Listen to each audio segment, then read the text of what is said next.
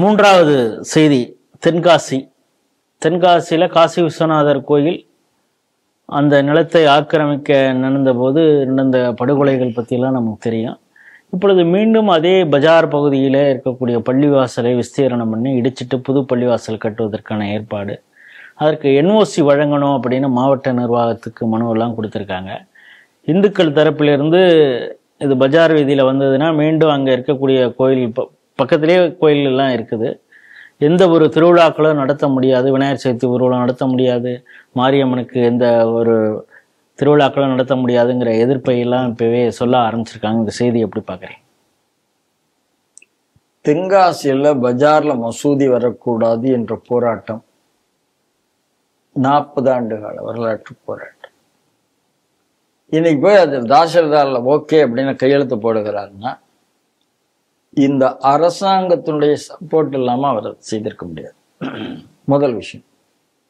ரெண்டாவது, தென்காசியில் இருக்கிற இந்துக்களை என்ன சொல்கிறார்கள் என்றால், ஏற்கனவே அந்த காசி விஸ்வநாதர் கோயிலுக்கு சொந்தமான இடத்துலன்னா அதை சுத்தி சுத்தி சுத்தி எல்லா தனியார் இடத்தையும் இவர்கள் வாங்கி விட்டார்கள்.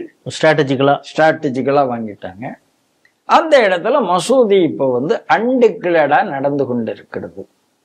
இந்த அன்டிக்ளேர்டா நடக்கிறதன் காரணமாக நிறைய ஃப்ரிக்ஷன்ஸ் வர்றதுனால நாங்க நேரடியா எங்களுக்கு சொந்தமான நிலத்தில் நாங்கள் கட்டிக்கொள்கிறோம் அப்படின்னு அவங்க ஒரு கோரிக்கை வைக்க.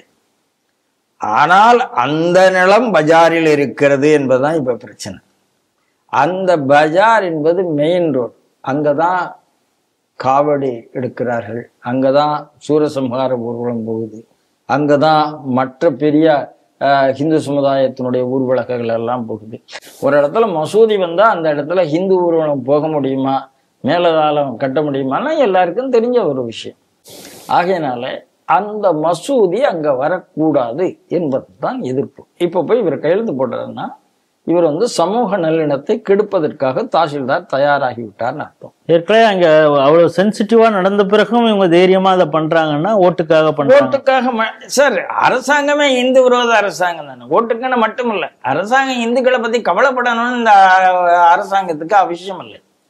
அடுத்து நான் சொல்ல வந்ததுன்னா, நீங்க கையெழுத்து போடுவது என்பது அப்படி மட்டும் நான் அதை பார்க்கல. நீங்க ஒரு சமூக நல்லிணக்கத்துக்கு எதிராக ஒரு பதட்டத்தை தூண்டி விடுகிறீர்கள், அப்படித்தான் நான் அதை பார்க்கிறேன். அதை தூண்டி விட்டு அதன் மூலமாக இன்னும் என்னென்ன ஆக்கிரமிப்பு பண்ணலாம் என்ற ஒரு சிந்தனை தான் அங்க இருக்கிறதாக நான் பார்க்கிறேன். இந்த கன்னியாகுமரியில வேணுகோபால் கமிஷன்லேயே சொல்லியிருக்காங்க, ஒரு வழிபாட்டுத்தலம் இருக்கும் பொழுது அதிலிருந்து ஒரு 1.5 மைலுக்கு அடுத்தது தான் இன்னொரு வழிபாட்டுத்தனம் இருக்கணுங்கிற ஒரு வழிகாட்டு நெறிமெல்லாம் அப்போவே கொடுத்துருக்காங்க. ஏன்னா அந்த ஒரு கலவரத்தை அடுத்து தான் அந்த கமிஷன் அமைக்கப்பட்டது. இப்பொழுது இங்கே பக்கத்தில் அம்மன் கோயில் இருக்கு, காசி விஸ்வநாதர் கோயில் இருக்கு, அதுவும் பஜார் நீங்க சொல்ல மாதிரி பல திருவிழாக்கள் நடக்கக்கூடிய இடத்துல அங்க வந்ததுன்னா நாளைக்கு எந்த ஒரு செயல்பாடும் இந்துக்கள் செய்ய.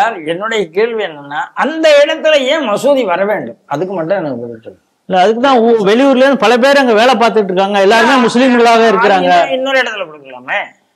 நீங்க தான் அரசாங்கம் தான், அரசாங்க நிலத்தையே கொடுக்கறதுக்கு எல்லா இடத்துலயும் தயாரா இருக்கீங்களே. நீங்க கபர்ஸ்தான் கொடுப்பீங்க, கலர தோட்டத்துக்கு கொடுப்பீங்க, ஊருக்குள்ள முஸ்லீம்களுக்கு இடமே இல்லையா? சரிப்பா இந்த இடத்த விட்டுருப்பா, இதுக்கு பதிலாக காம்பன்சேட் பண்ணி வேற வாங்கி தரோம் அப்படின்னு நீங்க பேச முடியாதா?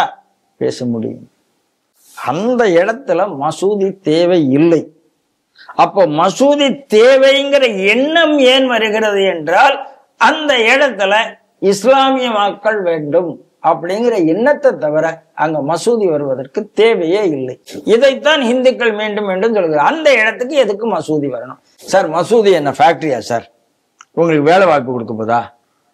நீங்கெல்லாம் கேட்குறீங்கல்ல, இதே கேள்வியை நானும் கேட்குறேன். ஒரு கோயிலை பத்தி அதை பத்தி இல்லாம 100 கேள்வி கேட்கறீங்களா? ஒரு டிஸ்பியூட் வந்தா அதுவா வேலை வாய்ப்பு தெரியுது, அதா பள்ளிக்கூடத்தை தருது, அதா இதா தருது. நான் அதே கேள்வி வாய்ப்பு கேட்கறேன். மசூதி வந்தால் வேலை வாய்ப்பு வந்துருமா? மசூதி வந்தா அங்க இருக்கிற பொருளாதாரம் கூடிருமா? மசூதி வந்தா அங்க கல்வி அறிவு வந்துருமா? அந்த இடத்துல மசூதி சார், உனக்கு தொழுகை வேணும்னா தள்ளி வச்சுக்கோ, யார் வேண்டாங்க. அதைத்தான் நாம சொல்லுகிறோம். இந்துக்கள் அதைத்தான் சொல்லுகிறார்கள். தப்பான ஒரு முடிவு மாவட்ட நிர்வாகம் எடுத்திருக்கிறது, தாசில்தார் எடுத்திருக்கிறார். இது கண்டிக்கப்பட வேண்டியது. உடனடியாக இந்த முடிவிலிருந்து அரசாங்கம் பின்வாங்க வேண்டும். இதுதான் இந்துக்களுடைய ஒட்டுமொத்த எண்ணம்.